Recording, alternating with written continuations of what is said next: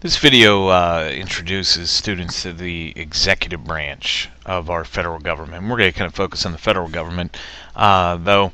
Uh, I think we all understand the leader of the executive branch is the president, and so the president of the United States then is the leader. And some people kind of think it ends right there, but in fact, there's much more to the executive branch than the president. But let's kind of focus on the president for a minute here. And the main duty of the president is simply to enforce the laws of the United States. We're going to find out that all three branches of government play a role in the legal system. The legislative branch creates law. The executive branch enforces it, and you're going to see eventually the judicial branch interprets it. But the executive branch enforces the law of the United States, and that's going to become even clearer once we take a look at the rest of the executive branch. In other words, who else is included within this. And so, to become president, the basic qualifications, and these are listed in the Constitution. First of all, you have to be at least 35 years old. You have to be born in the United States, and you had to have lived in the United States for the past 14 years. Okay, and so, when we look at the president, first of all, we mentioned in the last lesson the term length for a president is 4 years, and the maximum number of terms is 2. And that came about because of the presidency of Franklin Roosevelt, in which he was elected 4 times, and he was the only president to be elected more than 2 times. Prior to Roosevelt's administration, presidents had basically just kind of followed the lead of George Washington, who settled at 2 terms and then relinquished the presidency. Now, Roosevelt was president at a time of great turmoil during the Great Depression, and then when he was up for his 3rd term, kind of the world was on the brink of World War II.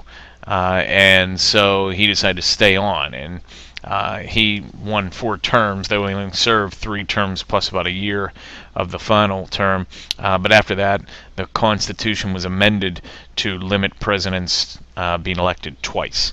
And so that's kind of where we find that out. Now, the president's the leader of the executive branch of the federal government. Just so you understand, the governor is the leader of the executive branch of the state government.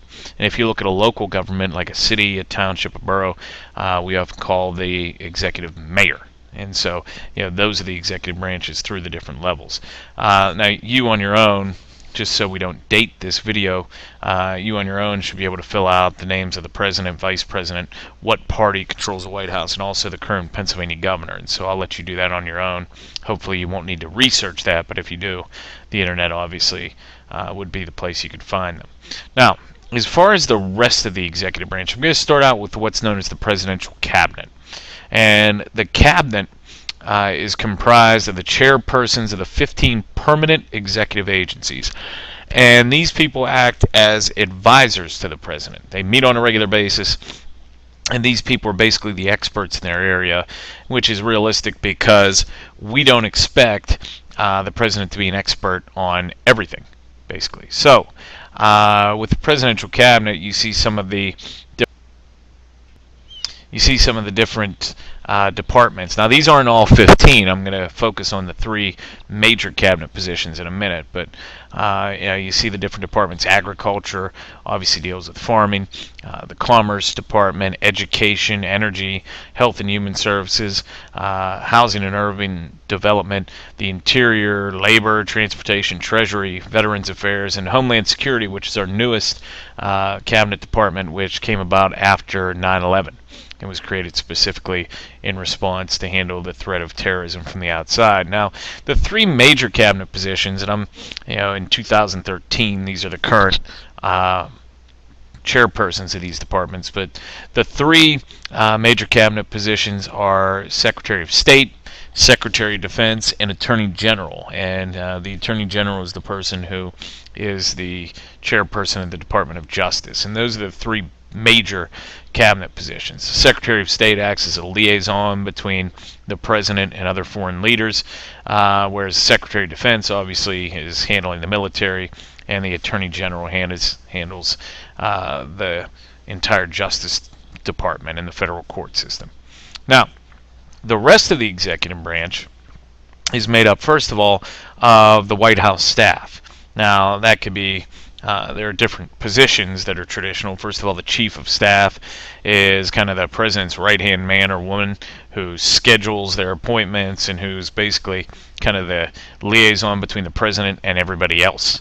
There are also counselors to the president, senior advisors on different topics, and the press secretary and various assistant press secretaries who act as basically the liaison between the president and the media. There's also the executive office of the president, and these are advisors on different subjects such as the economy, the environment, national security, the budget, drug control, science and technology, foreign trade, and other areas. And so these are offices that are within the executive branch. Then you have different independent agencies. For example, the FBI is part of the executive branch. And so when you talk about enforcement of the law, the FBI really is that kind of federal law enforcement. Also the CIA, which the Central Intelligence Agency, which is basically our spy agency, that handles things throughout the world. NASA is another one of the independent agencies, along with the Environmental Protection Agency. And there are others, but those are just a few that you may be familiar with already. And then finally, we have government-owned corporations. So these are things like the U.S. Postal Service, the FDIC, that insures money in banks. And so, the idea here is the executive branch is much bigger than the president. And so it's important to understand the executive branch's role in the government here. And so, we're going to kind of connect the whole idea of the legislative and executive branch and the roles they play in the legal system over the next couple lessons.